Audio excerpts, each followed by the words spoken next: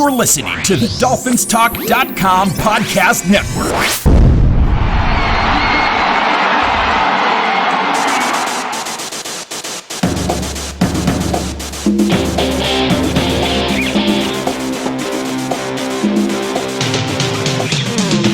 You're listening to the DolphinsTalk.com podcast, the most listened to daily Miami Dolphins podcast on the internet. Come on, Dolphins fans. Time to fins up. All right, Miami!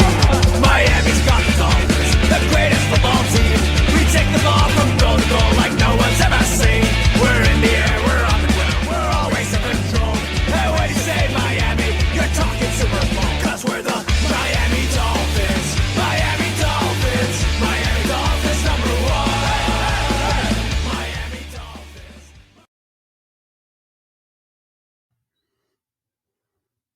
Hello, Miami Dolphins fans. How are you today? And thank you for listening to the DolphinsTalk.com podcast on this Saturday, June 1st, 2024. I am your host, Michael Leva, flying solo today.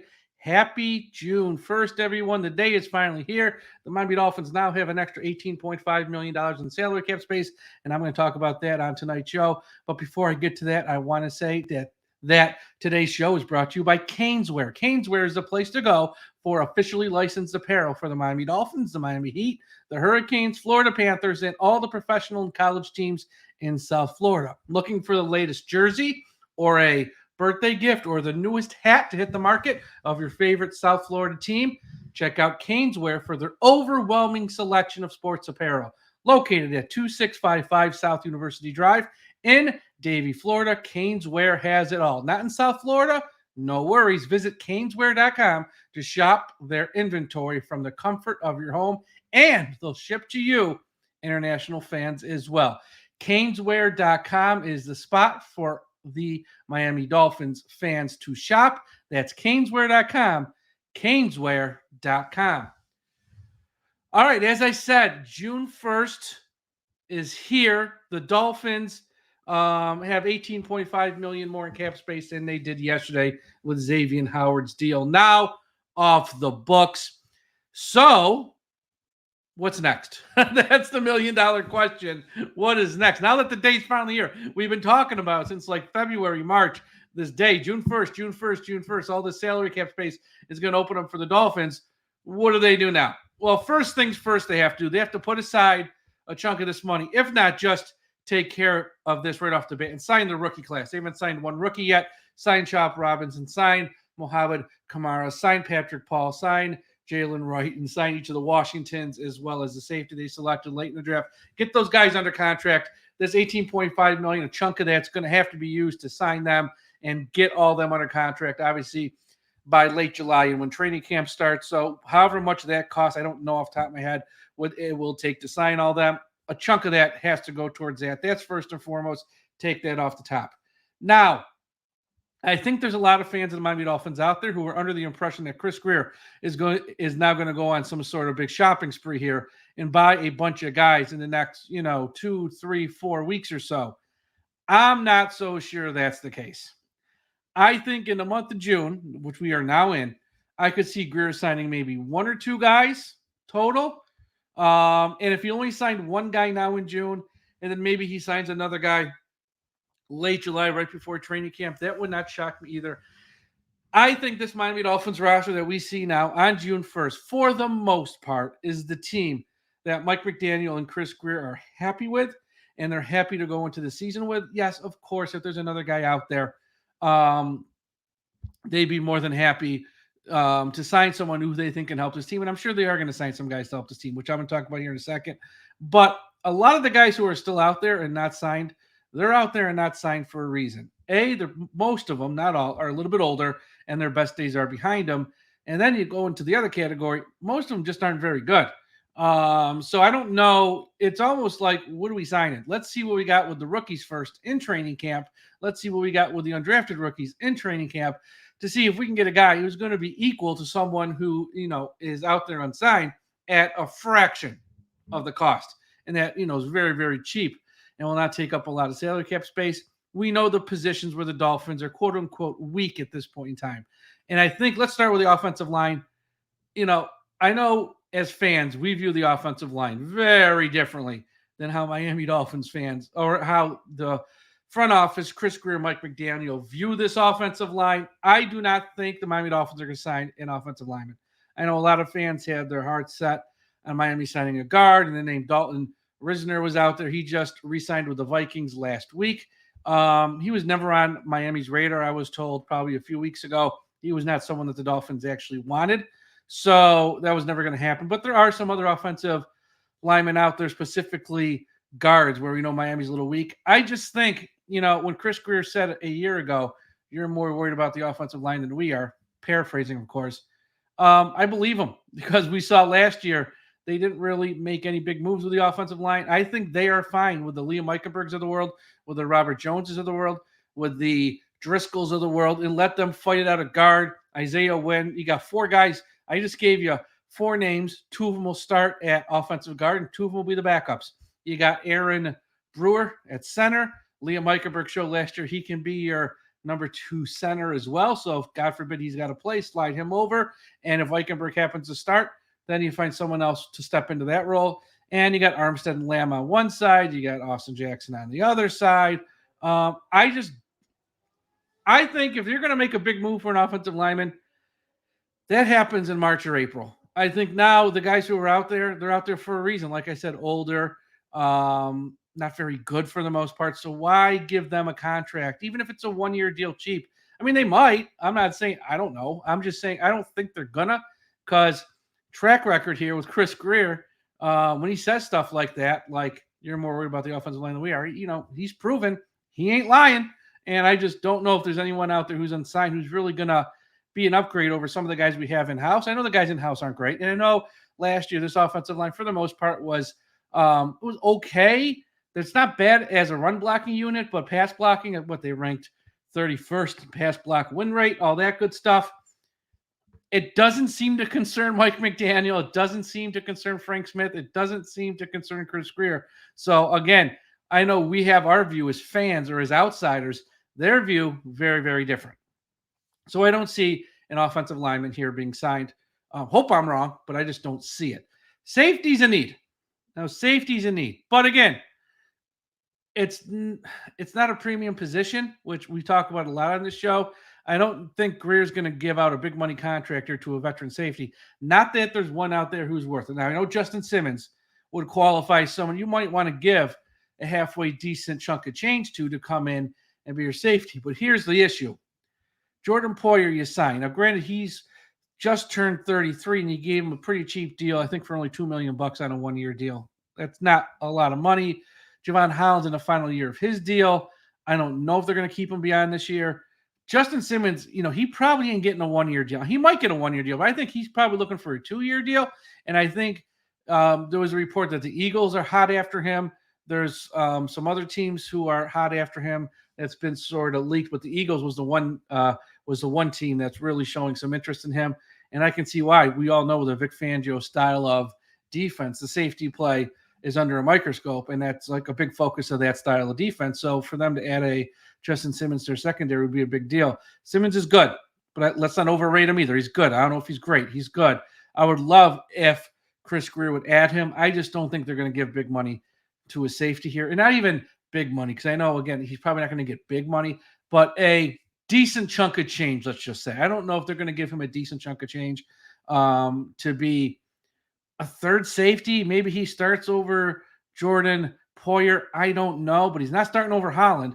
So you're looking for a third safety, and I don't think Justin Simmons is coming here to be a third safety. So again, I think for safety, that might be a spot. Now, maybe they sign someone now, but I could see mid to late July, right before training camp, there's a Tracy Walker out there. There's a Marcus May out there.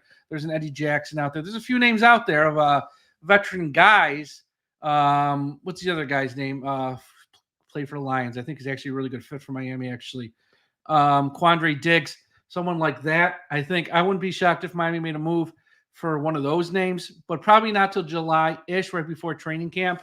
They might want to see what they have again with some of these more, with some more OTAs coming up in-house with the youngsters just to get a feel. But I think a safeties probably will be signed. I don't think it's Simmons. I think it's going to be someone on it's going to be a vet on a one-year deal who's a clear third safety. Justin Simmons, if you're going to pay him, you want him to start. So who's going to the bench? Because it ain't Holland. And Jordan Poyer, I don't think you signed him with the thought he's not going to start. So I think one of these veteran guys come as a third safety. Now, if we see a signing soon, in the next week or 2 or 3 in June, early June, I think it's going to be on the front seven. Because, not to beat a dead horse here, I spoke about this on previous shows, the front seven here, specifically the line, the front three, where we lost Raekwon, where we lost Christian Wilkins, and really didn't replace either one of them, that needs some help. Now, they might add someone who's more of an edge rusher as well. That's fine, because, in whatever Anthony Weaver is going to implement, they need help with edge rusher too, let's be honest. You cannot depend on 2 rookies going into the season if Chubb and because Chubb won't be there, and Jaylen Phillips seems unlikely he'll be there in September. Hoping for the best, but just seems unlikely.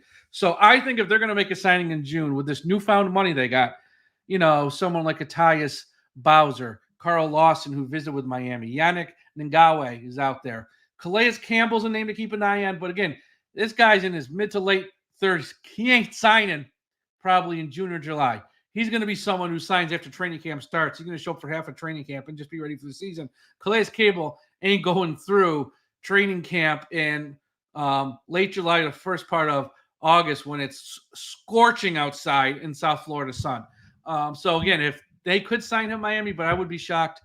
I mean, if they signed him now, I don't know if I'd be shocked, but I'd be a little surprised. I think he's someone who's going to sign, into training camp, so he doesn't have to go through a full training camp. He knows what he has to do to get himself ready at that age, Campbell. So I don't think that's going to happen soon. Shaq Lawson is another name to keep an eye on. Now, when he left Miami the first time, and Chris Grier was the general manager, he didn't leave under good terms. I mean, he was, for lack of a better word, pissed.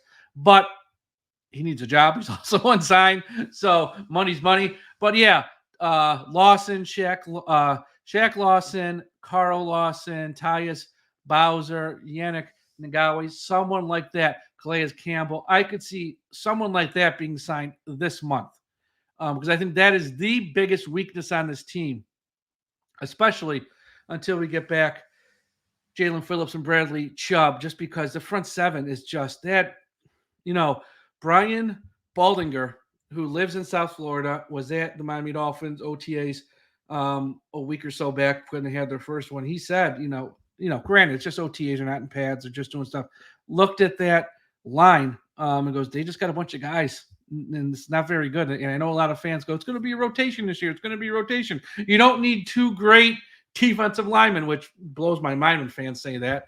Okay, you don't need 2 great ones, and you can have a rotation, but if everyone in the rotation's not very good, your rotation's not going to be very good. You're going to sub out a bad player and replace them with a bad player. That doesn't scream success. They need another capable NFL veteran on that defensive line. The Tier Tarts of the world, the Benito Jones of the world, the Jonathan Harris of the world, they're journeyman NFL players who are lucky to be in the league. That's just the reality of the situation. They're not guys you want out there on the field a lot.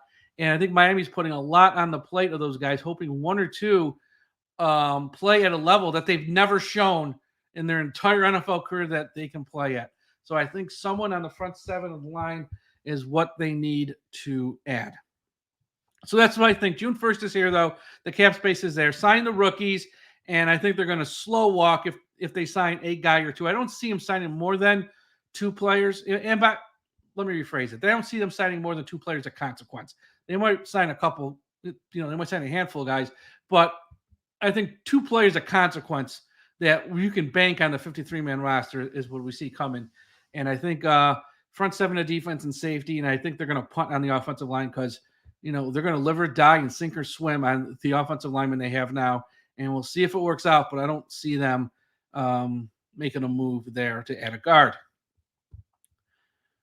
Okay, before I get to the last topic of the show, as always, I want to give a shout out to the people at finheaven.com. Everyone go to finheaven.com, the largest Miami Dolphins message board on the internet. Also, a shout out to our friends at the I Am a Miami Dolphins fan Facebook group run by the great and talented Carlos Hernandez. If you're on Facebook, please be sure you are part of the I Am a Miami Dolphins fan Facebook group. And wherever you're listening to this podcast, whether it's Apple Podcast, Spotify, Podbean, Podchaser, YouTube, subscribe to the channel. You don't want to miss an episode. We have a lot of shows coming up, and you're not going to want to miss one here of the DolphinsTalk.com podcast. And for those watching on YouTube, hit that like button, subscribe to the channel, and leave us some comments, and we'll have a friendly back and forth if you agree or if you don't agree with some of the stuff I say. Okay, close out the show here. We got to talk Tua for a second, and I'm not going to talk about anything on the field. Well, I'm not going to talk about anything on the field. It's the offseason. Skinny Tua, it's out there. He did an appearance this week regarding his fashion line, and he showed up for a meet and greet. I think it was at a Macy's in South Florida, and he looked totally different. His hair has grown out, and then just looking at him, he's lost a lot of weight, and he's not as big as he was last year. Again, first off, for the crazy fans of Tua, we're just having a conversation here.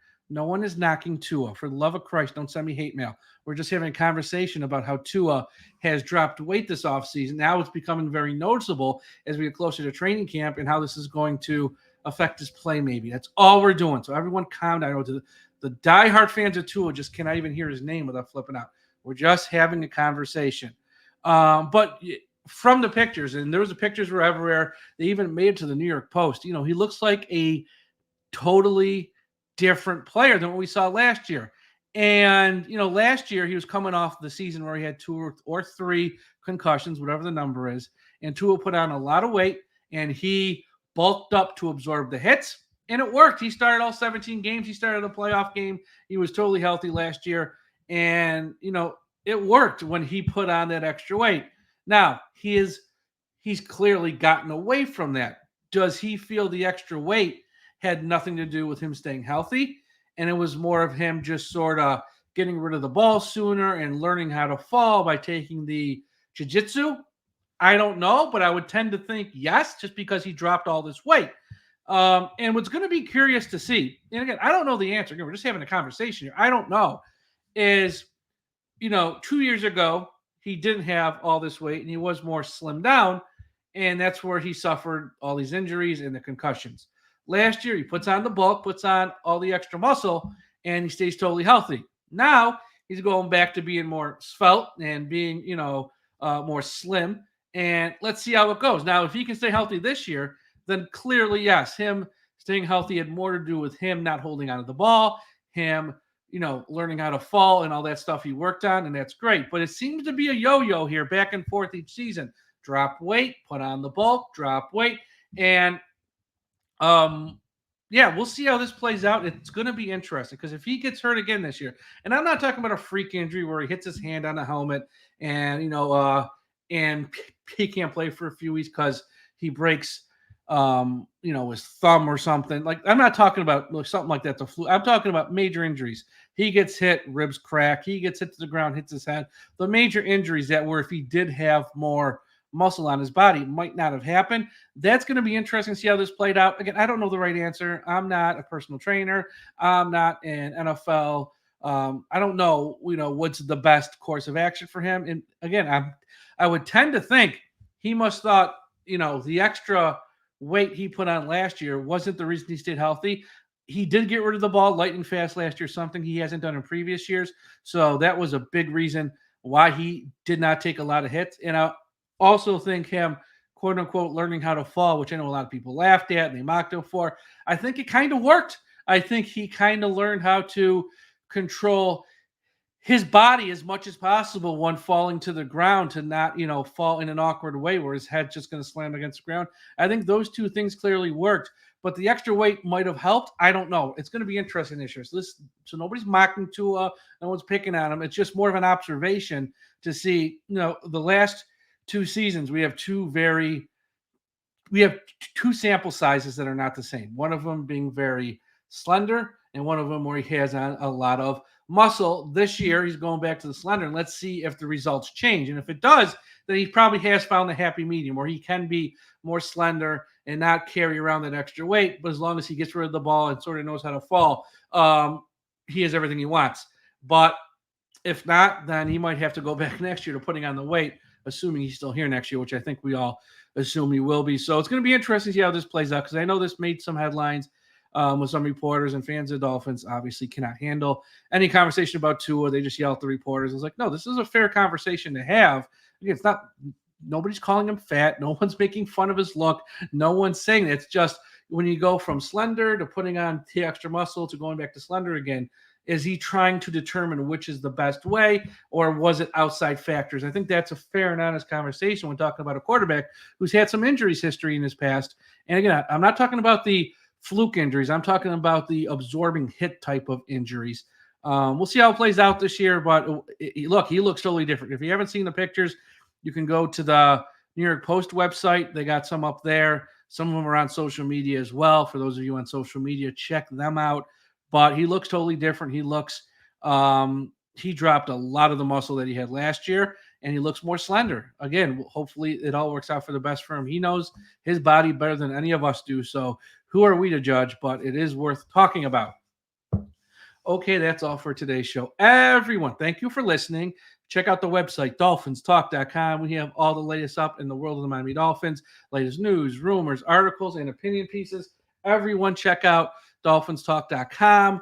Follow us on Twitter, Instagram, Threads, and TikTok at DolphinsTalk. I'm putting up a lot more content on TikTok and a lot more content on Instagram. So if you're not following us there and you're on those apps, go there and search for Dolphins Talk and check out all the stuff we're putting up there. And again, folks, don't forget Caneswear. Caneswear is the place to go for officially licensed apparel for the Miami Dolphins, the Miami Heat, the Hurricanes, Florida Panthers, and all the professional and college teams in South Florida. Looking for the latest jersey or a birthday gift or the newest hat to hit the market of your favorite South Florida team, check out Caneswear for their overwhelming selection of sports apparel. It is located at 2655 South University Drive in Davie, Florida. Caneswear has it all. Not in South Florida?